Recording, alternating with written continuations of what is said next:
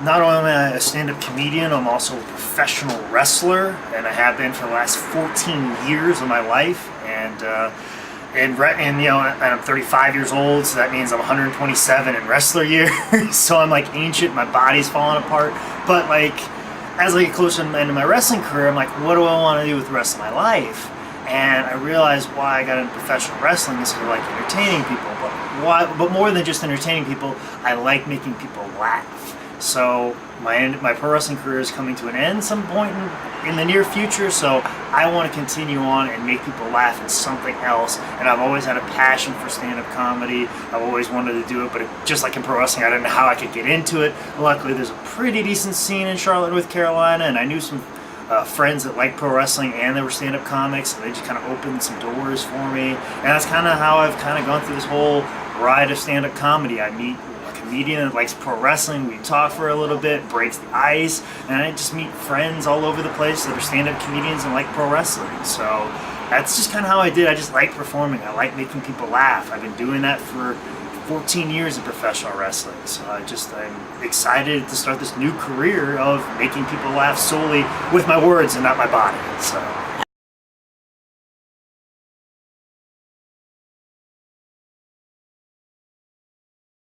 Oh, it was awful.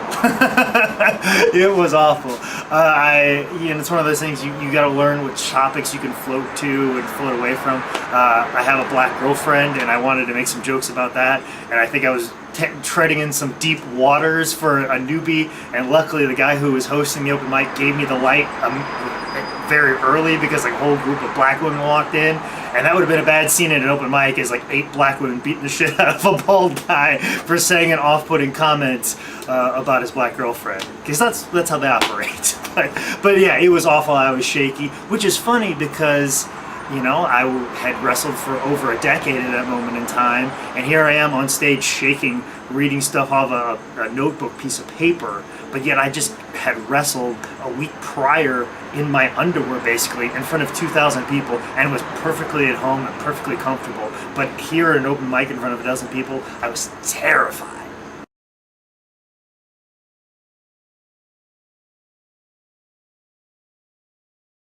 I'm gonna have to go with a classic one, which Richard Pryor live on the Sunset Strip. Like that was like the first time I ever saw somebody do an entire hour, because I always grew up with watching the Tonight Show sets. Also, too, my dad used to watch like old specials on PBS, like Robin Williams, George Carlin, and a bunch of other specials. I think they were on PBS. I don't know how my dad was watching them, but I remember walking in only seeing a couple minutes of those.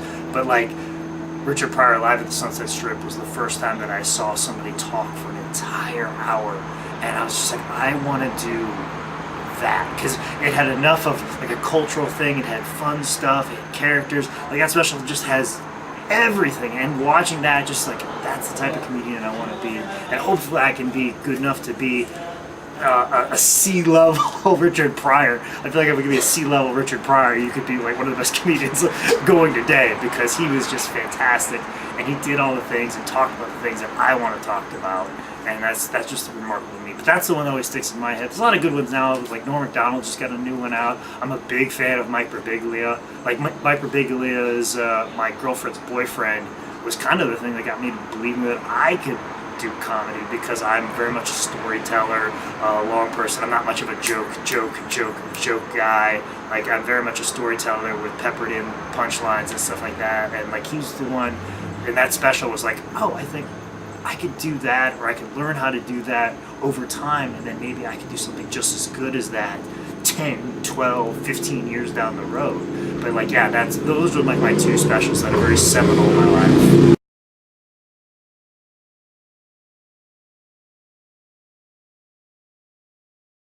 I grew up a big fan of Seinfeld, as probably maybe most comedians that are my age. Like, that's another thing too. Is I think if you did a poll with like comedians, like, it's like, oh yeah, I watch Seinfeld all the time. Gosh, I'm trying to think of some other things. I always liked In Living Color. Like, that was always fun. I always dug that. Gosh, and just anybody. Like, it always seems like I floated around comedian shows, like even like Home Improvement with Tim Allen. Like he was a top guy for a while and stuff like that. But yeah, like I think those are like In Living Color and gosh, what was named off one. I forget it. It's like in my head. You had me thinking of all these sitcoms I've watched my time. Seinfeld, that was what it is. But yeah, I float all around because I used to watch so much TV and so many comedians. I'm gonna mention a movie that nobody ever talks about because everybody's gonna mention all kinds of stuff, but it's a movie called Out Cold. It has Zach Galifianakis in it. I think it's one of the funniest movies I've seen ever. Now, granted, I watched it when I was in college, and I haven't watched it since then. And basically, the whole plot is basically the plot from Casablanca, but like it has like these really quick lines, and like I think there's a couple other comedians in it, and I believe David Koechner from Anchorman is in it, and he's unbelievable, and he was great in it and stuff like that. But yeah, Out Cold is like. I was just thinking about that movie the other day, and Tom Lennon's in it, and I was just like, that movie nobody ever talks about, and people consider it a flop, but I think it's like 17 on Rotten Tomatoes or something like that. But like, I really like that movie, and I think that was a lot of fun. So like, yeah, check that movie out.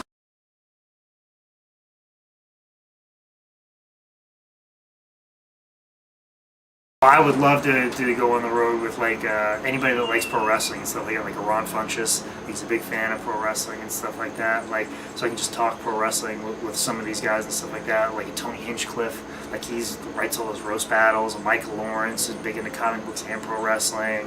Like when I find out like a comedian really likes pro wrestling and stuff like that, I was like, oh, I'll take note of that. Maybe I'll have a conversation with him, and maybe we can start a friendship, at least with talking about pro wrestling and stuff like that. But like, yeah, I mean, any comedian that's like a big fan of pro wrestling and stuff like that, like I would love to feature for them, and we just talk pro wrestling all the way there, and just do our thing and stuff like that. So,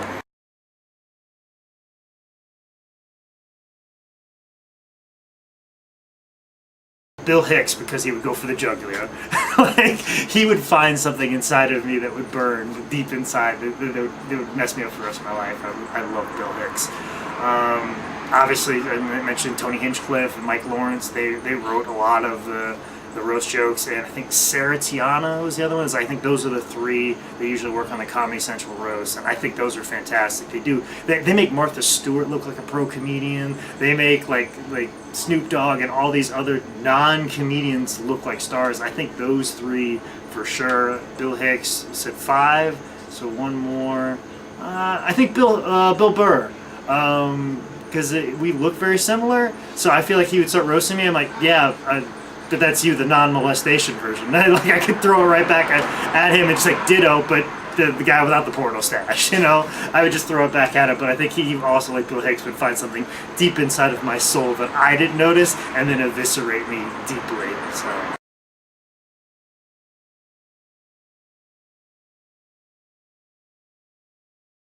Hopefully featuring. That's what I'm trying to work out right now. I've only been doing this for 2.5 years now. Not even 2.5, really. I mean, just over 2 years, to be really quite honest.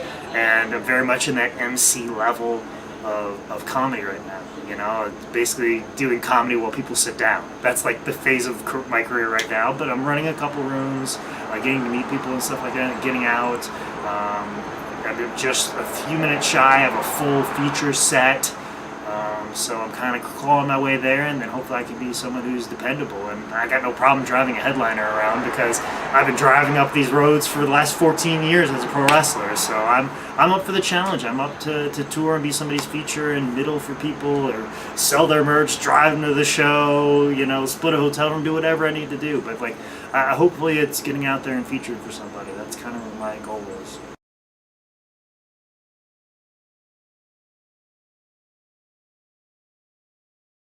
I tried improv. I really did, and I met some great people like Kelly Schmelzenberger. I think I got her name right, but she studied under Del Close.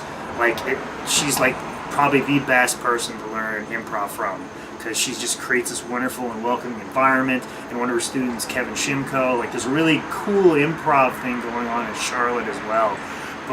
And I was kind of a part of that for a short period of time. But my problem is I don't want to share the credit, I don't want to share the blame, I don't want to share anything, and I've got a very particular way of doing things, and that is not what you're supposed to do for improv. So I'm not part of the Get Along gang, and that's why I don't do improv anymore, because I tried to get along with people, but I'm too much of an isolationist.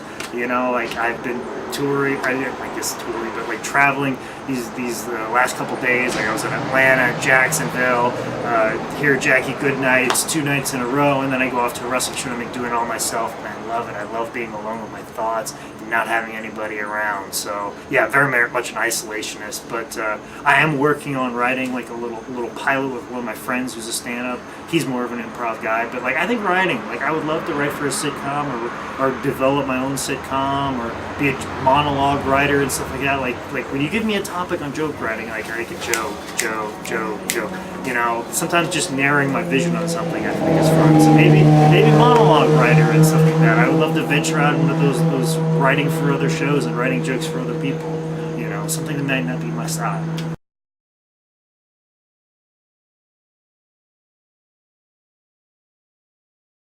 I'm available at Man Scout Manning. That's Cub Scout, Boy Scout, Man Scout. So at Man Scout Manning on Instagram and Twitter. That's my pro wrestling character. I am the Man Scout.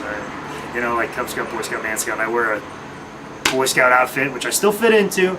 I just weighed myself recently, and I weighed the same amount that I did for high school football. So I still fit in my Boy Scout outfit from high school. So at Man Scout Manning on Instagram and Twitter, and then if you just look me up, Jake Manning on Facebook. Also, to make sure you look at my podcast. I have a pro wrestling podcast where I make some of my non-pro wrestling comedian friends watch a shitty wrestling show, and then we talk about it. It's kind of like How Did This Get Made? Hence why I call my podcast How Did This Get Booked? So howdidthisgetbooked.com. That's also where my pro wrestling merch is, and more information about everything else.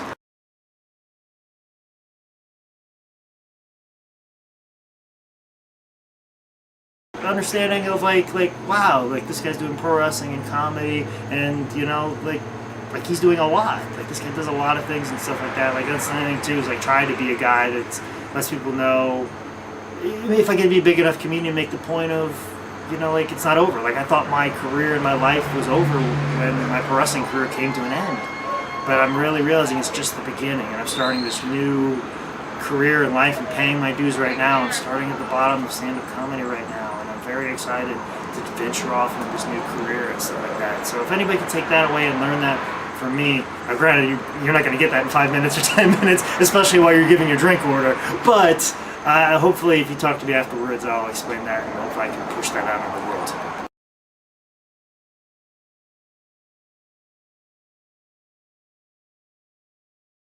Listen up, all you weeblos. It's the Man Scout, Jake Manning, pro wrestler, comedian. Make sure you go to cutiepie.com for all your comedy needs. And if you don't, I'll come find you and body slam you. Because that's a promise. Scouts honor.